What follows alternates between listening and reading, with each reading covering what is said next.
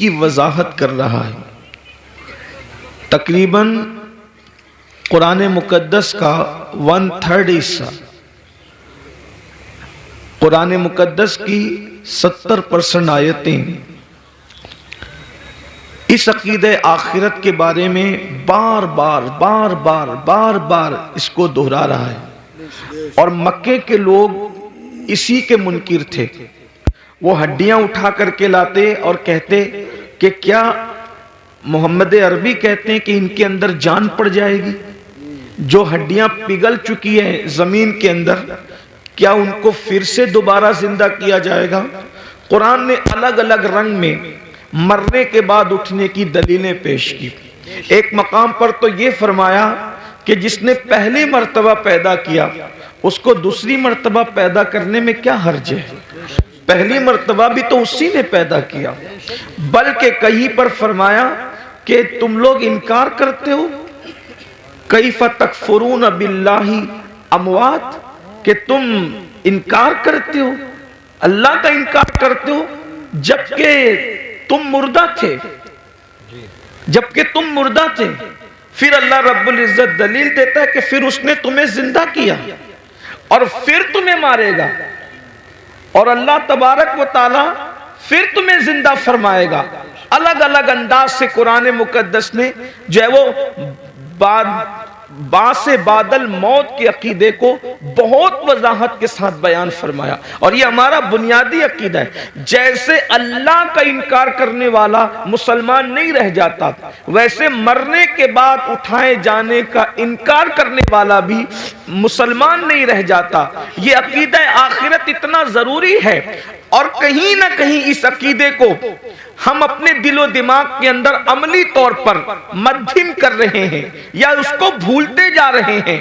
पूरी दुनिया के अंदर आप जायजा ले लें कि जितने भी जराइम हैं, जितने भी गुनाह हैं, सबका जो बुनियादी तौर पर उसकी वजह अगर नजर आएगी तो ये कि इंसान मरने के बाद उठाए जाने का जो बुनियादी अकीदा है उसको भूलता जा रहा है, उसको फरामोश करता जा रहा है।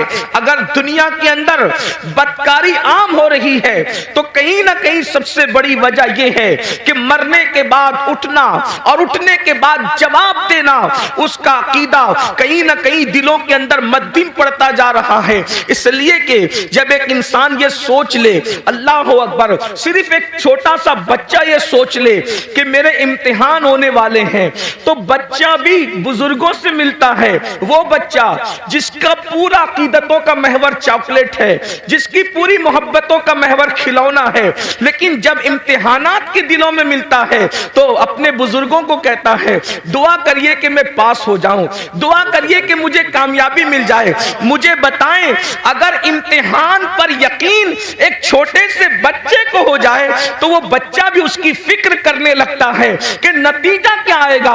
मुसलमानों बताओ तो सही, अगर बच्चे को इम्तिहान का यकीन हो जाए और फेल होने और पास होने के फवायद और नुकसानात पता चल जाए तो वो बच्चा पूरी ताकत झोंक देता है कि मैं किसी तरह से इम्तिहान में कामयाब हो जाऊं। छोटे बच्चे इम्तिहान के दिनों में खेलना कूदना छोड़ देते हैं, रातों को स्टडी करने लगते हैं, रात जगना शुरू कर देते हैं। अल्लाह अकबर, क्या हम अपने बच्चों से भी गैर गुजरे हो गए? उन्हें इम्तिहान के ख्याल ने खेलने से बाज रखा है, उन्हें इम्तिहान के ख्याल ने कूदने से बाज रखा है, उन्हें इम्तिहान के ख्याल ने सोने से बाज रखा है। मुसलमानों, अपना भी तो एक इम्तिहान होने वाला है, और इम्तिहान लेने वाला एग्जामिनर कौन है? वो अल्लाह रब्बुल इज्जत है। और वो खुद फरमाता है, अया सबुल इंसानु अय्युत्रका सुदा, क्या इंसान ये तसव्वुर करता है कि उससे हिसाब नहीं लिया जाएगा? नहीं नहीं, बल्कि इंसान तुझसे हिसाब लिया जाएगा। अल्लाह अकबर, अंदाजा फरमाए, और हिसाब कौन लेगा? अल्लाह तबारक व ताला दुनिया का एग्जामिनर, अल्लाह अकबर, रिश्वत ले करके इंसान को छोड़ सकता है। दुनिया का एग्जामिनर दबाव में आकर के कुछ नंबरात बढ़ा सकता है, लेकिन वो एग्जामिनर तो ऐसा है, अल्लाह अकबर, उसकी शान बेनियाजी का अंदाजा करो। अब जरा तवज्जो फरमाना, उसकी शान बेनियाजी का अंदाजा करो। वो कैसा इम्तिहान लेने वाला है, वो कैसा सवाल पूछने वाला है, वो कैसा हिसाब लेने वाला है।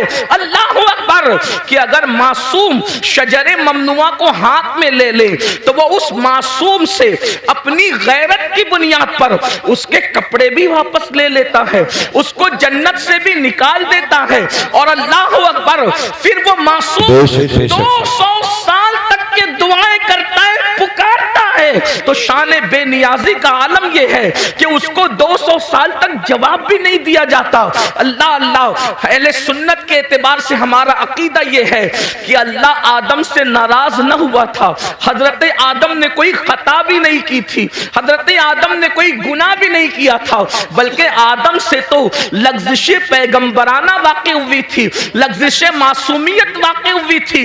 उसके बावजूद भी उस पहले इंसान को जन्नत से निकालकर कपड़े वापस लेकर, जरा यहां पर मैं आप सबकी तवज्जो चाहता हूं, इब्ने अब्बास से लेकर मुफ्ती अहमद यार खान नईमी तक आप किसी की भी तफसीर उठा करके पढ़ लें।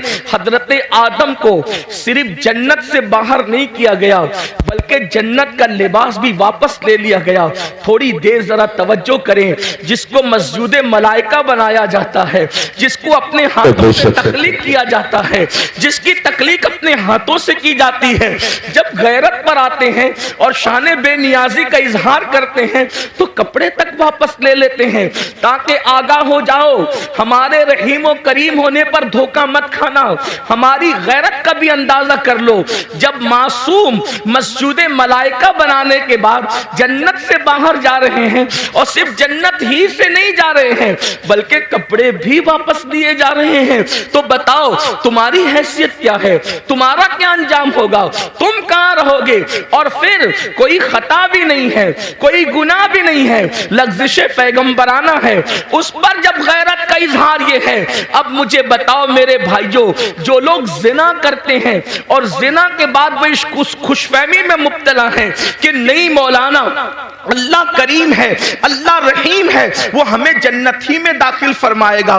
कोई लड़कों के साथ बदकारियां करते हैं और फिर ये तसव्वुर करते हैं कि मौलाना अल्लाह तो बख्शने वाला है, वो रहीम और करीम है। जो लोग सूद के धंधे करके हराम लुक्मा अपने पेट में डालते हैं, फिर भी उनका ख्याल ये है कि अल्लाह रहीम और करीम है, वो हमें बख्श देगा, तो वो ये लोग ये सब चीजें नहीं देखते क्या कि अल्लाह रब्बुल इज्जत ने पहला इंसान जो तमाम नबियों का बाबा है, जो तमाम वलियों का बाबा है, जो तमाम सहाबा का बाबा है, यानी सारे इंसानों के जो बाप हैं, उनके साथ इजहार गैरत करके हमें मुतनब्बे फरमाया, हमें तंबीह फरमाई कि हमारी शान बेनियाजी का अंदाजा करो। वही अल्लाह हमसे हिसाब लेगा, रब तबारक व तआला हिसाब लेगा।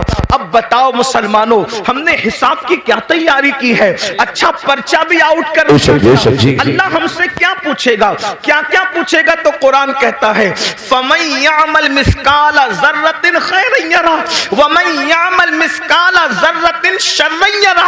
एक जर्रा बराबर नेकी की होगी, अल्लाह तुमसे वो भी पूछेगा। जर्रा बराबर जुर्म किया होगा, अल्लाह तुमसे वो भी पूछेगा। आइए, मुझे बहुत पूछने पर बहुत बड़ी बात याद आ गई है, आप सबकी तवज्जो चाहता हूं। बहुत खूबसूरत अंदाज में आप लोग सुन रहे हैं, तो दिल चाहता है कि कुछ खूबसूरत बातें आपके सामने खोली जाए, क्योंकि आप अच्छे से सुन रहे हैं, इसलिए कि जहां मजमा सुनने वाला हो तो दिल चाहता है कि कुछ दिल की बातें कही जाए। यूं तो सुनने के लिए सभी आते हैं, लेकिन आपका बड़ा अच्छा अंदाज है सुनने का। अल्लाह किससे क्या पूछ सकता है, इस बारे में कोई बेनियाज नहीं, वो किसी से भी कुछ भी पूछ सकता है, किसी से भी कुछ भी पूछ सकता है। इस सिलसिले में एक रिवायत सीरत की तमाम किताबों में लिखी हुई है। अब बहुत ध्यान से सुनना, आने जाने वालों पर ध्यान देने की बजाय अब आप मेरी गुफ्तगू की तरफ ध्यान देना। सीरत की किताबों में सब सब ने ये वाकया लिखा है। इब्ने इसहाक को भी ले लें और उनके बाद सारे सीरत निगार कमोबेश अल्फाज की कमी ज्यादती के हवाले से, लेकिन वाकया यही है जिसका मफहूम पेश किया जा रहा है। लेकिन मैं जहां से पेश कर रहा हूं आपके सामने, वो इब्ने मुंजरी के हवाले से मैं पेश कर रहा हूं बतौर मफहूम। अब गौर करें, इस रिवायत के रावी है सैयदना सिद्दीक अकबर रदी अल्लाह तआला, अफजलुल बशर बादल अंबिया बितहकीक सैयदना सिद्दीक अकबर रदी अल्लाह तआला। यूं तो सिद्दीक अकबर की से रिवायतें बहुत कम मरवी है, लेकिन सिद्दीक अकबर से जो रिवायतें हैं उन रिवायतों का भी कोई जवाब नहीं। सैयदना सिद्दीक अकबर रदी अल्लाह तआला, एक बात अंदाजा करने, सिद्दीक वो हस्ती है कि जिनके बारे में मौला अली ने बयान किया कि अल्लाह के रसूल ने फरमाया कि अगर सारी जमीन वालों का ईमान एक पलड़े में रखा जाए और तन्हा अबू बकर का ईमान एक पलड़े में रखा जाए तो सबके ईमान पर अबू बकर का ईमान वजनी हो जाएगा। ये वो हस्ती है जिन्हें सिद्दीक सुभान अल्लाह। और इन ईमान वालों में अबू हुरैरा का भी ईमान है, बिलाल हबशी का भी ईमान है, खालिद इब्ने वलीद का भी ईमान है, गौसे आजम गरीब नवाज का भी ईमान है। अंदाजा फरमाएं, जिसके ईमान की शान ये हो उसके दिल और सीने की हालत का क्या आलम होगा। वो सिद्दीक अकबर जो सहाबा के इमाम हैं, अफजलुल बशर बादल अंबिया बितहकीक सिद्दीक अकबर रदी अल्लाह तआला अन्हु, जिनके बारे में हुजूर मुहद्दिस आजम के चौचवी रहमतुल्लाह अलैह कहते हैं, मर्तबा हजरत सिद्दीक का ये है सैयद, हर फजीलत के वो जामे हैं नबुव्वत के सिवा। अल्लाह अकबर। आइए वही सिद्दीक अकबर रिवायत कर रहे हैं। अल्लाह अकबर। अल्फाज मेरे हैं, मफहूम बयान कर रहा हूं अपने अल्फाज के जामे में। इब्तिदाई दिन है, मदीने मुनव्वरा में असहाबे रसूल अभी नए नए जो है वो मदीने तैयबा आए हैं। अल्लाह अकबर। हुजरों की तामीर अभी नई नई हुई है, मस्जिद नबवी की तामीर नई नई हुई है। हालात ये हैं कि सैयदना अबू हुरैरा जैसे लोग, अल्लाह अकबर, कभी लुंगी होती है बदन पर, ऊपर का कुर्ता नहीं होता, इन हालात में जिंदगियां गुजार रहे हैं। बिलाल हबशी का हाल ये है कि भूख से जब मजबूर हो जाते हैं तो जमीन पर चित लेट जाते हैं ताकि अपने पेट को आराम पहुंचाएं। अल्लाह अकबर। और खुद रहमते दो आलम सल्लल्लाहु अलैहि वसल्लम जिनके नाम से आपने कॉन्फ्रेंस रखी है, उनके घर का हाल ये है कि 3-3 महीने गुजर जाते हैं तो चूल्हा नहीं जलता।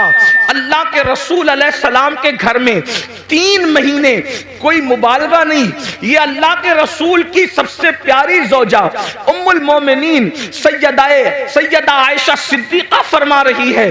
अल्लाह अकबर। आप फरमाती हैं 3-3 महीने हो जाते, चूल्हा नहीं जलता अल्लाह के रसूल के घर में। तो सहाबा ने पूछा, जब हुजूर के घर में चूल्हा नहीं जलता था तो तुम लोग किन चीजों पर इक्तिफा करते थे, क्या खाते थे, कैसे जिंदगी गुजारते थे? तो उस वक्त अम्मा आयशा पाक फरमाती हैं, उस वक्त हम लोग 2 काली चीजों पर अपना वक्त गुजार लेते थे। आपने फरमाया, जिसको हदीस में रिवायत किया गया, कालत अस्वदैन, हम 2 काली चीजों पर गुजारा कर लेते थे। नंबर 1 खजूर, नंबर 2 पानी। इसी हदीस से इस्तेदलाल करते हुए इमाम अहले सुन्नत ने पानी का रंग जब पूछा गया तो आपने फरमाया कि पानी का रंग काला है, इसलिए कि लोग अब तक पानी को बेरंग समझते हैं। लेकिन मुफ्तिये 4 मिल्लत उम्मुल मोमिनीन सैयदा आयशा सिद्दीका ने पानी का रंग खुद मुतय्यन फरमा दिया कि पानी का रंग काला होता है। इसकी एक अलग तहकीक, अलग तफसील है, मेरा उन्वान वो नहीं। लेकिन उम्मुल मोमिनीन क्या फरमा रही है, हम 2 काली चीजों पर इक्तिफा कर लिया करते थे, खजूर और पानी। अल्लाह अकबर। अब आइए, अल्लाह अल्लाह, हुजूर के घर का ये हाल है। इससे मैं अपने जवानों से ये भी कहना चाहता हूं, ये जो यूपी की जमीन पर 5 वक्त देहात देहात में अजान गूंज रही है, बिहार, बंगाल, शाम, यमन, ये जो जमीनों पर देहातों में भी आवाज अजान की गूंज रही है। इसमें हुजूर अलैहिस्सलाम की मेहनतें कितनी हैं, इतनी मेहनतें कि जिसने अपने घर में 3-3 महीने तक चूल्हा नहीं जलाया और इस्लाम की शमा को जलाने के लिए इतनी मेहनत फरमाई। जरा गौर तो करें, अल्लाह अकबर। जब मुसलमान होकर हम अल्लाह के दीन को पीठ के पीछे डालते होंगे तो उस वक्त रसूलुल्लाह के दिल पर क्या गुजरती होगी, अल्लाह के रसूल अलैहिस्सलाम को कितनी अजियत पहुंचती होगी, कितनी तकलीफ पहुंचती होगी, इसका एहसास करो। क्योंकि पूरा ये जो मजमा है ये सब अपने आप को आशिक़ रसूल कहलाने वाला मजमा है। मैं आपसे पूछूं, अगर अपना बाप एक वक्त तो भूखा रहकर बिल्डिंग बनाता है और उस बिल्डिंग पर कोई पत्थर फेंक दे तो लोग कहते हैं मौलाना मेरे बाप ने भूखा रहकर ये बिल्डिंग बनाई है। एक टाइम भूखा रह के बाप ने बिल्डिंग बनाई है तो उस बिल्डिंग से आपको कितना प्यार है।